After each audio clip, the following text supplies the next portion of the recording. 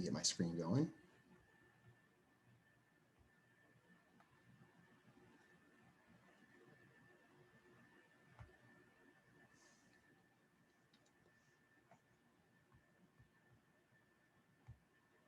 I'll wait. All right. All right. Hi, everybody. You have to bear with me. Internet presenting is still a new forum for me. Really quickly, I need to start by framing how this all started, all this work on Henry Woodward that I've been doing the last couple years. It sort of started as a kind of like a hobby thing, a side note to my research on St. Giles Kussoe, which was the first Earl of Shaftesbury's very large private Carolina estate. You could call it a plantation, although in the 1670s, we didn't have in Carolina what we would consider to be formal plantations like you know of in the 18th and 19th centuries. The place, the 12,000 acres, I've interpreted more recently as it was technically a gigantic laboratory for all kinds of experiments and trials and tests. Everything that happened there was a brand new venture, even though the Earl had some previous experience in the New World with his own plantation in Barbados or running colonies for the English Empire, et cetera. So it was a place for experimental agriculture, Indian trade, of course, that's the topic of today's talk. Cattle breeding, there was almost 600 head of cattle, mostly a dairy herd, with many bulls that would have supported breeding stock. And there was a fortification. There were supposed to be 4 cannons and a moat, a palisade type wall, and a drawbridge. Our location of the Lord Ashley site, where we've done excavations, roughly where, I think you can see my mouse, this place symbol, the Lord Ashley, where these two roads come together. This crossing here would be Bacon's Bridge, if you're familiar with the Summerville, South Carolina area. Our work at the site did find some evidence of what you could consider to be a moat. However, through years of work there, which started in 2009 until 2016, when I did more excavations for my dissertation, I did not, I kind of felt like there is some possibility for defensive things there, but I think the moat we identified was primarily a big drain to prevent water from encroaching on the upland where buildings are, because there was an experimental garden there, and there were a lot of crops and evidence of crops of old world and new world experimental varieties. We made lots of discoveries on the site. To the right, you see here is a large chimney that sat in the corner of a more formal building. This kind of pad up here would have been possibly a bread oven. And to the east or to the west, I kind of placed them in order according to cardinal direction. There was another building that had a cellar we uncovered part of. Native American trade goods were found at both buildings, a little bit more at the building to the left. Besides that, we found ample evidence of Native American trade and what you might normally find as effects on a later 17th century site. But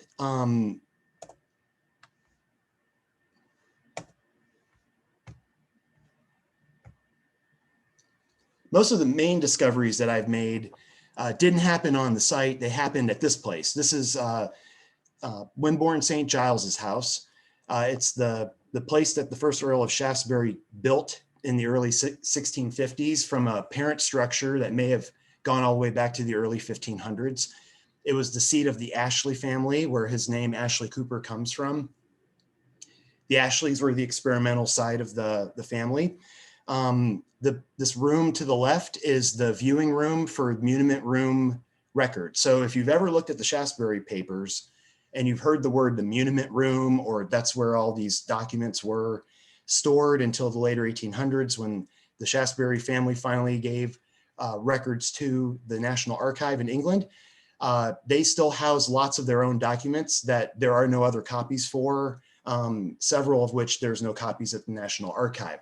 So in 2015, in the summer, I had a chance to participate in a conference dedicated to the first and third Earl of Shaftesbury's lives, mainly their philosophical, lives and attitude towards England and the world during this time period. So I had the chance to work with the archivist that maintains and manages and is curating and upgrading the Monument Room collections. I had put in a request before I went in summer 2015 for some documents that my colleague Charlie Phillips at Brockington and Associates, who started this off with me in 2009, there were some documents that we sort of dreamed of that we never thought would be there. So we sort of joked it would be so cool if these accounts, these spending accounts and such could be found. None of this stuff is in South Carolina.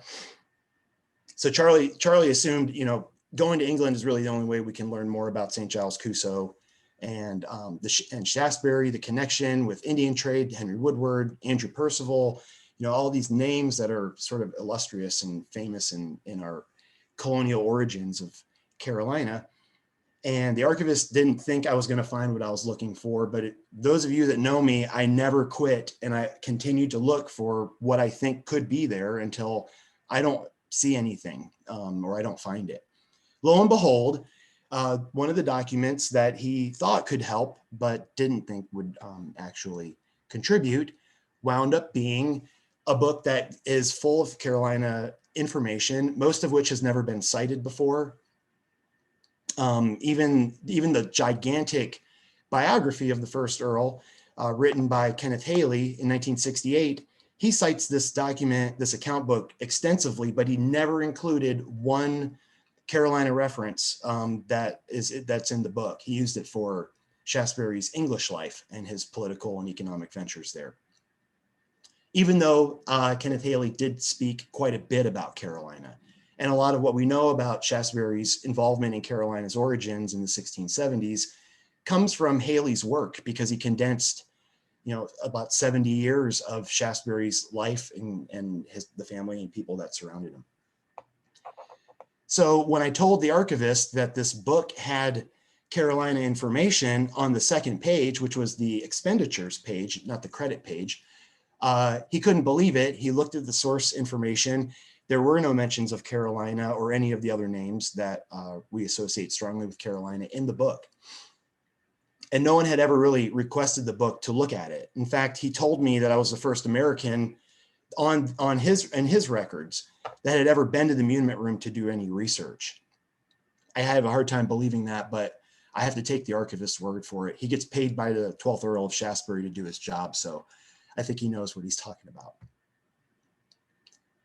I've coded these photos. I'm being very careful in posting these. These are images that I took, photos I took of this spending account book. So I've changed the color and put, little do not copy things on there.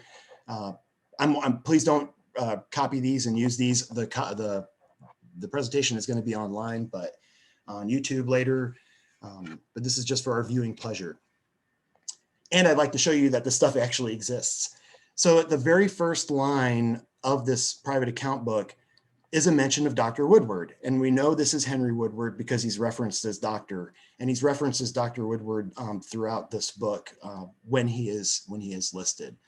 That's tough to read, but it says, in the first place, the first entry that is a disbursement of payment to somebody is advanced to Dr. Woodward on an open account, and it was a £10 advance. This £10 advance is not listed in Woodward's own account book that he kept from 1674 to 1678. That account book is housed in our state's archive. It's full of information, and it's a treasure trove for anyone who's investigating Indian slavery, the Indian trade of goods and skins, or if you're just interested in Henry Woodward and what he did for those 4 years while he was in the colony. So when I saw that, There are two other references on that page to payments that Shaftesbury made for his plantation, payments to Peter Colleton for other trade. I had to really spend a lot of time on the book. It took me a little over a year of getting through it because it's quite lengthy, and trying to code it all and see who are the names and who do the names belong to, are they Carolina related and whatnot. In looking at it all, there's actually a whole lot of information about Henry Woodward, details some things about his life that I think we knew about, but we didn't have hard evidence for. It tells us a lot more about Andrew Percival, who was the manager and governor of St. Giles Kussoe's entirety of 12,000 acres. Percival was also a registrar for the province. So if you wanted to buy and sell something for about a 10-year time period early in our colony's history, you had to go through Percival to get that paper transaction, and the legality all settled. Percival was actually more involved in the trade than I had known, and maybe most other people who have done research on Percival in the time period know. I also uncovered names of colonial agents. These names have been floating out there. I don't think that there was anything published before my research on this that pointed that these two guys were actually involved in the trade, or that they were sanctioned by the Lords Proprietors to even be engaged in trade. If anyone was involved in trade except the Lords Proprietors, it was illegal and you were going to get in trouble for it. So having these names associated with Shaftesbury through the spending account is very, very important and really cool. Lastly, more recently, I was able to get my hands on the court case from 1684, which was trying to solve the problem of the transfer of the first Earl's estate to his grandson, the third Earl Shaftesbury, who became the famous philosopher in the 18th century. We knew that Shaftesbury gave the third Earl a lot of things, but we don't know exactly what all those things were. And it was rumored that there'd be an inventory of whatever was left at St. Giles Kussoe here in Carolina in this court case. There's a letter from one of Shaftesbury's agents. It was his accountant who managed his estate handling, all the estates and land and renters and such. His name's Thomas Stringer.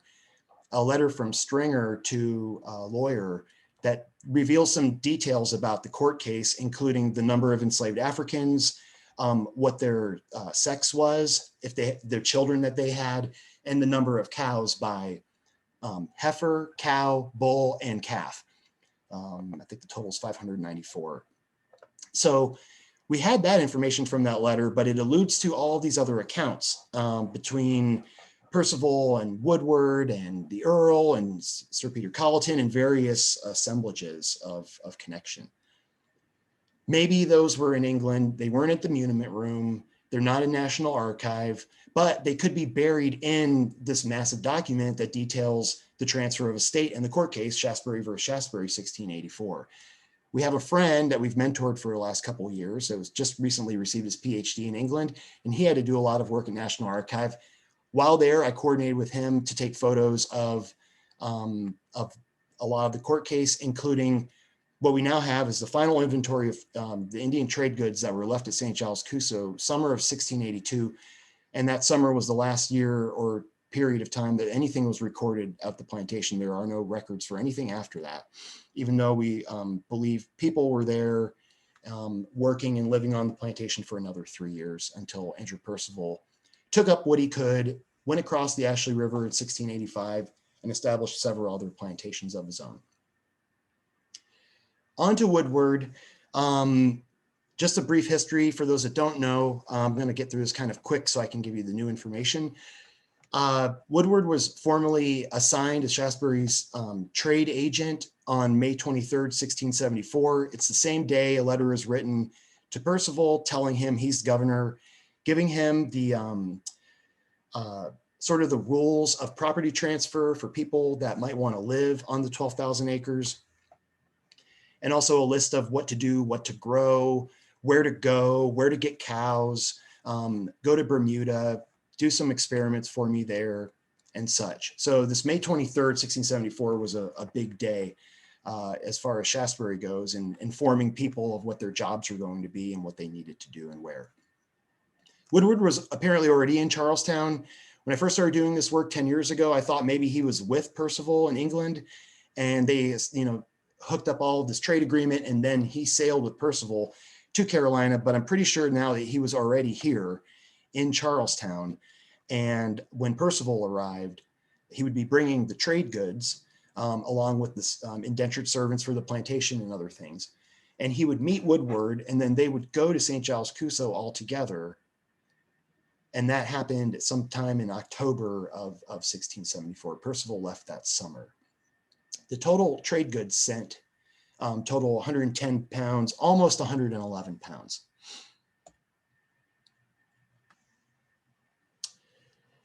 What did they take? So from the Woodward account book, we have a list of all of the goods that were on Percival's ship. So when the ship got to the New World and Woodward was with it, this is Woodwards Inventory, or the account book was started in England, and the list of amounts and how much each item was worth were all put on paper then. You can see there's a lot of different items, lots of beads in different colors, and lots of metal things. Brass kettles, guns, those fowling pieces would be for shooting birds, knives, musket shot, hatchets, looking glasses, bells. These are photos of beads and lead shot recovered from the Lord Ashley site during College of Charleston Museum Field School in 2011. Woodward went to the Westo town after they all got to St. Giles Kussoe. The town, I don't know the pronunciation, but it's Agha, I guess. On the 10th of October is when the Westo were there. Woodward said he left with them on that date, and he returned to St. Giles Kussoe on the 6th of November. Now, this is about 90 some odd miles from the headwaters of the Ashley River, where the Lord Ashley site's close to, or the far western extremity of St. Giles Kussoe, to near Augusta, where the Westo town was, about 90 miles. And it's just roughly about 27 days or so that they're traveling. So in preparing this, I realized how short of a time period it was that he was there and then came back. One thing I hadn't thought of, I thought they did it by foot, but they obviously all had horses. This whole horse travel thing is something I hadn't really thought of, or how did people actually move around? Doing work for 20 some odd years in South Carolina, I don't spend a lot of time thinking about how do people move around, and time spent moving and traveling is obviously very important. So he comes back. When he meets the Westo at their town, he can tell them what he's already seen. And then I believe that the March 1675 additional list that's on the next leaf of Woodward's account book includes other items, some of the same things, but it's sort of like the Westo are saying, hey, we want more wool clothing. So they add blue and red duffels again. And maybe we need more musket shot, and we would like some hatchets. You notice that they're hatchets in 1674, and 1675 they're listed as Indian hatchets, and more gunpowder is added. But the ship is already landed, and the goods sent from England are already there, and that inventory from 74 is solid. So these should be the items that Shaftesbury informed Joseph West, who was managing the store and was governor of the town of Charlestown, hey, Woodward's going to come and get some goods from you, and he needs them. And I assume that these are probably the goods that he got from the Charlestown stores. Spring 1675, the Westo returned to the plantation. It was during this time that the land was also passed over from the Kussoe Indians who lived in the area that Shaftesbury settled on. And they gave all of their land, not just the land that the 12,000 acre was on, but all of the Kussoe land in Carolina was transferred over to Shaftesbury and his people. It was like a free license to Westo land for settlement by the English. So all of the goods then in spring 1675 go back with Woodward to the Westo town. And Woodward is there for quite a while because in November, he's writing to John Locke from town. He must have been there all year.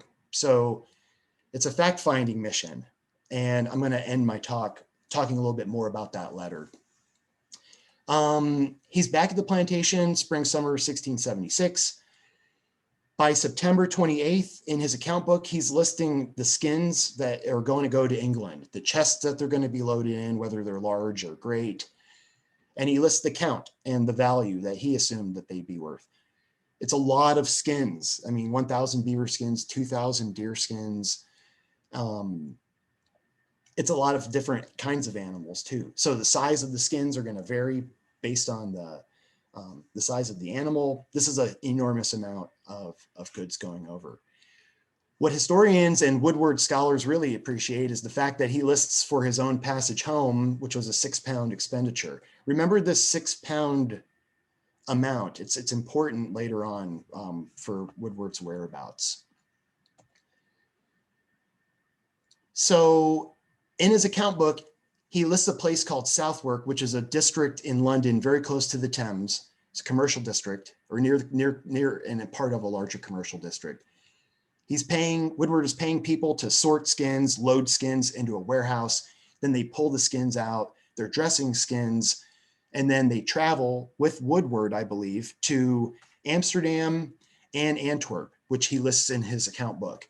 While there, he's listing sorting, unloading, loading, oiling, dressing, looking, checking, what have you, to certain people. First, I thought maybe he had commissioned people to go and do this work for him.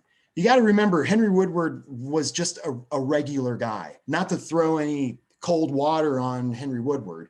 He wasn't just a regular guy, but he didn't really have the social standing, or he wasn't of a social class to have the power to just hire people or have servants of his own. He may have, and we don't know this. But in my research of him and studying, the sort of social atmosphere of all of these people in and around the Shaftesbury world, I imagine Woodward would have been personally taking these skins to Europe and then hawking them and working with dealers. It would be so cool to think that these skins didn't just come from Carolina, but the guy who got them from this dangerous group of Native Americans that are rumored to eat children and kill everybody, that he managed to live with them for a year, get all of these skins, and then go to the Netherlands, and he's the guy that brought them there. It's like maybe the value could have been increased, or you're buying the car from the guy who made it, is sort of the way I see it. He's there for several months into the summer in 1677, and then he travels back, and he's back at Southwark by July, proved by more expenditures there. These are two entries from the Shaftesbury account book. They give a little bit more information than the Woodward account does, and they give expanded information that the Woodward account does not have. For instance, this name, Mr. Dimbleby, that name does not occur in the Woodward account. It's a dollar amount of 235 pounds for 1,842 deer skins. From this, you can calculate the value of each skin. So if you see a reference of 4 deer skins, you can kind of guess how much 4 deer skins might have been worth. And then this other listing is that the Shaftesbury account received money for otters, bears, cats, raccoons, foxes, etc., of 105 pounds. What's significant about these is that these records is that they were listed in 1679, about a year after the Woodward account book closed in July 1678. So this is accounting information that Woodward either partially had, or he did not have the final tally. Shaftesbury's account is the final word. Whatever's listed in that supersedes the colonial records, dollar amounts, and value, because Shaftesbury's the guy at the top. So whatever's in his book is what I went along with. Woodward in England. We know he's in England because he's dealing with the Lords Proprietors from the fallout of the Westo War. The Westo War was one of Carolina's first major problems as far as confrontation with a foreign or local outside power went. Of course, because Woodward was the main trader with the Westo for Shaftesbury, most people assumed that Woodward was implicated in it. And so a chief, Ariano, or an elder for the Westo, came before the Grand Council at Charlestown and said, Woodward and these other guys were involved in buying and selling slaves, and it's caused some problems. And so the Westo started getting involved with skirmishes with their partners. So it's still, you know, what happened? How did the Westo War start?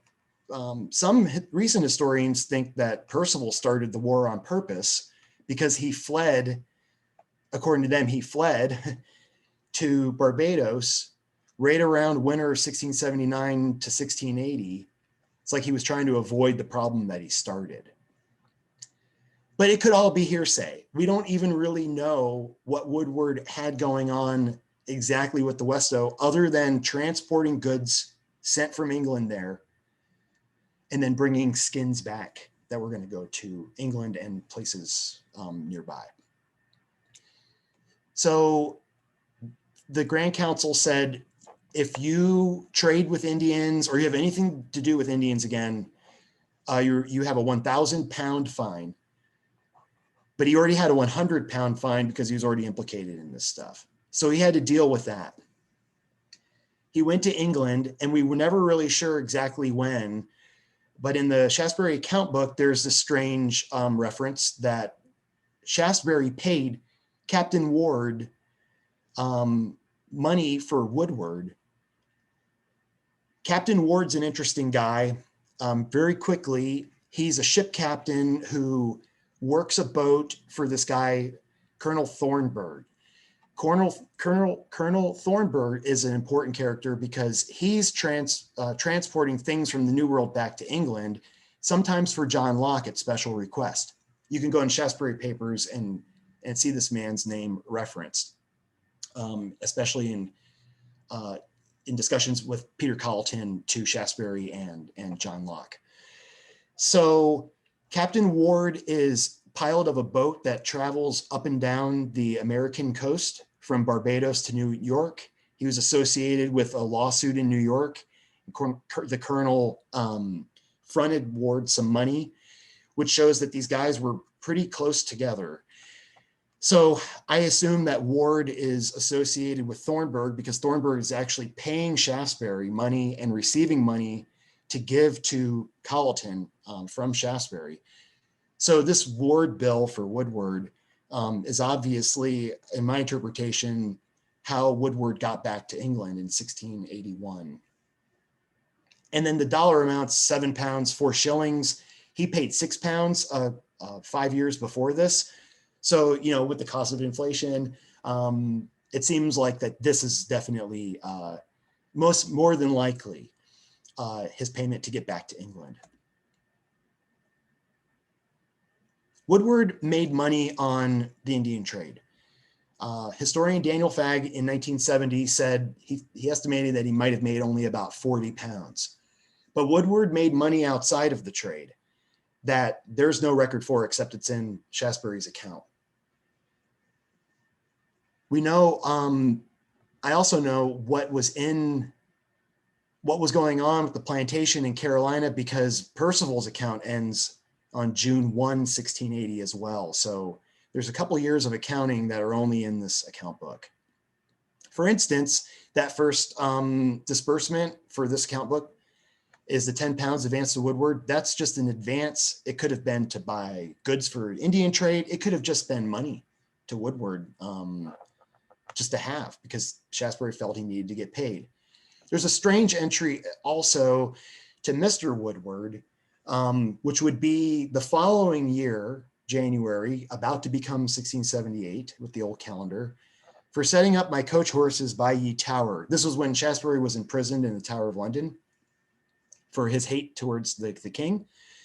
And It may be Dr. Woodward. It could be a Mr. Woodward, and I don't know who Mr. Woodward was. It may be a relative of Dr. Woodward's or someone else altogether. But if Woodward was still around, you know, he had not yet left for Carolina after transferring all of those skins back and forth to Amsterdam from London. Maybe he was around and he was transporting people to the tower to see Shaftesbury. Need to do more work on that. 1682 is when all the action happens. Woodward is still not allowed to be at St. Giles Kussoe. He's not allowed to really be anywhere. That's why he's probably in England, because if he was in the colony, would have gotten in more trouble. So the Lords Proprietors didn't want to have anything to do with Woodward because they thought he was to blame for the Westo War. The proprietors, though, gave Woodward £50 to cover his £100 fine to the Grand Council in May.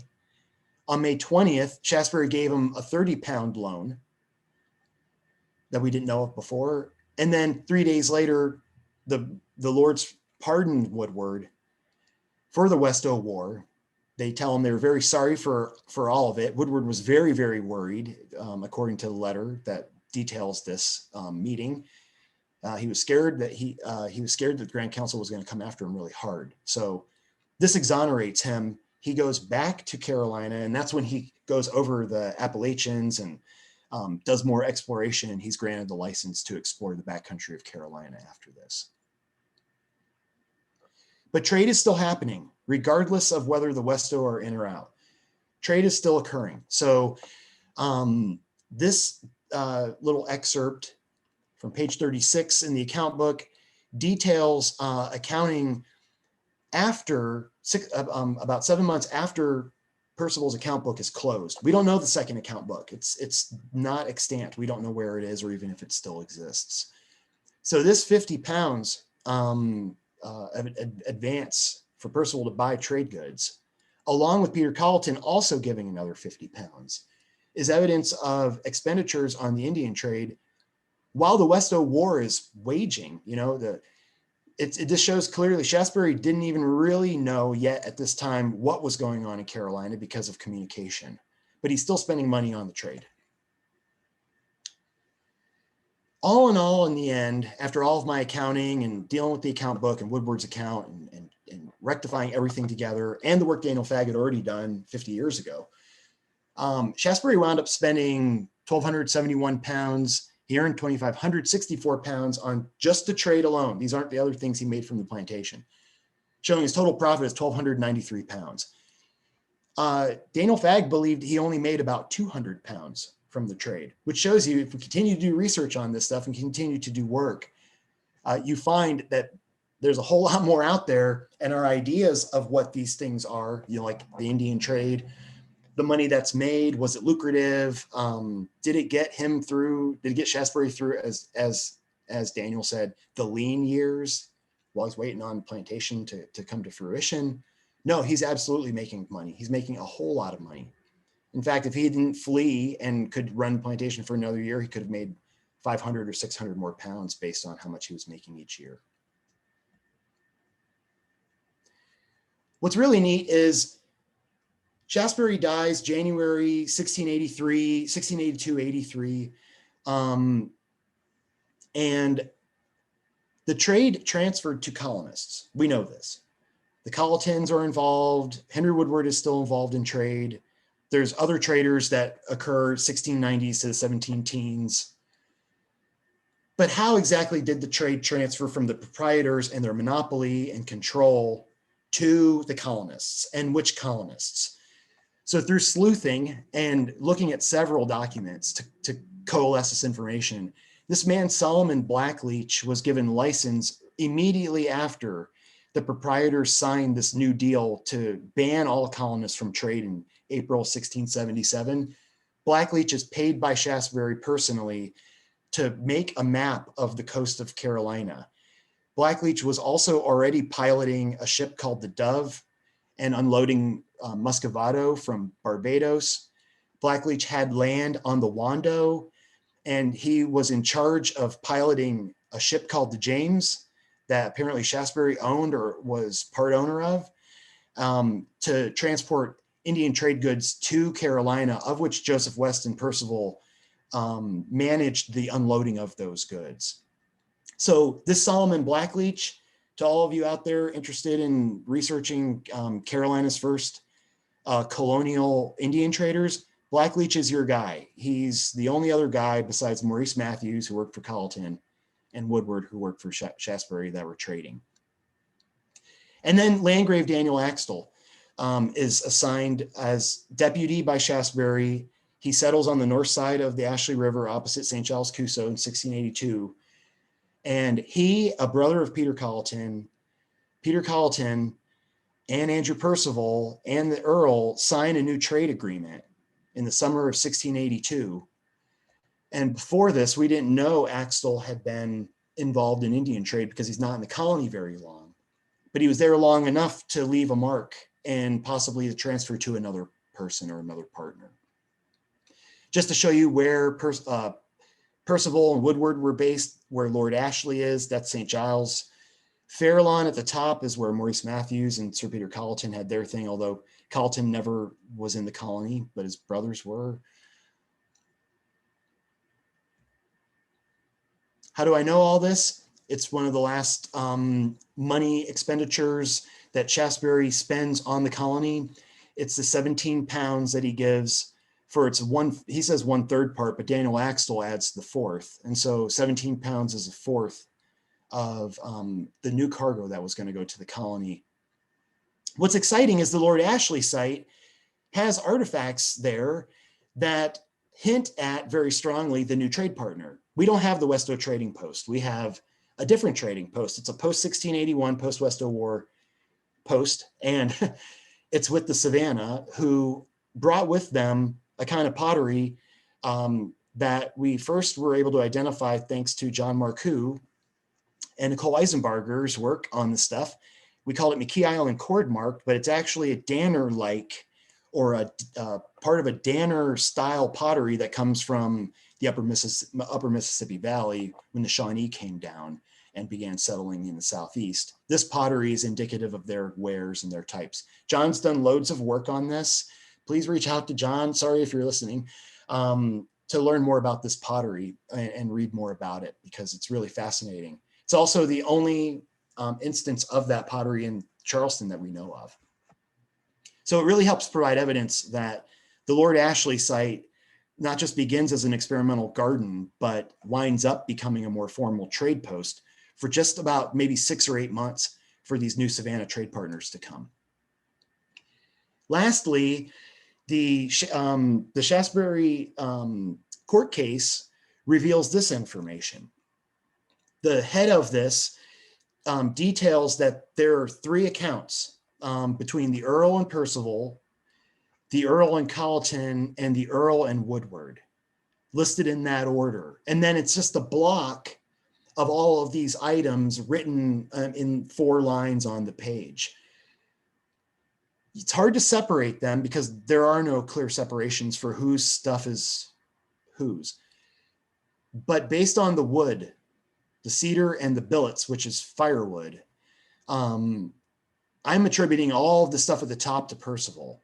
And now Percival, he made this deal happen. Woodward's not really listed with that 1682 deal with Colleton, his brother, and Axtell. And then the middle stuff is Colleton's, and I'm assuming that the last few things are Woodward's based on the way the lines separate. Woodward's still involved, but he's not all there.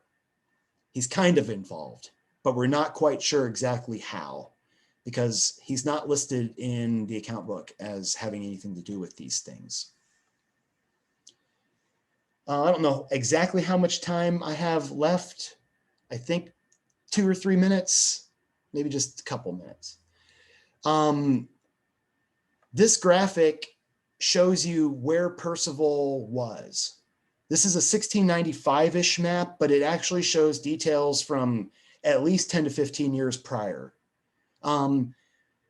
Take note of the ponds to the left, Mr. Percival's next to that, and then to the side, Percival and Axtell, their name are side by side with, it's Madam Axtell. This is after Daniel died and his wife retained the place. And then a completely different Axtell took over, not related, in the 1690s, and you can find out a whole lot more about them. But Percival's got 3 places where he can be trading with natives. And if Daniel Axtell and Percival cut a new deal with Shaftesbury and Axtell die, it's possible Percival carries this on. So, for decades, we've been very focused on Henry Woodward as the Indian trader, the Indian slave dealer, and whatnot.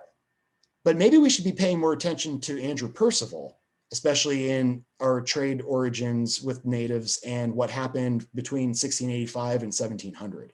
I think Percival might be the guy that we need to start focusing more time and attention on if we want to learn a whole lot more about the Indian trade. And then lastly, sorry for the long quotes, but that letter from Woodward to Locke, what's so interesting about it is it kind of reveals a side of him that I don't think many people know about or even care to know about or has been written about.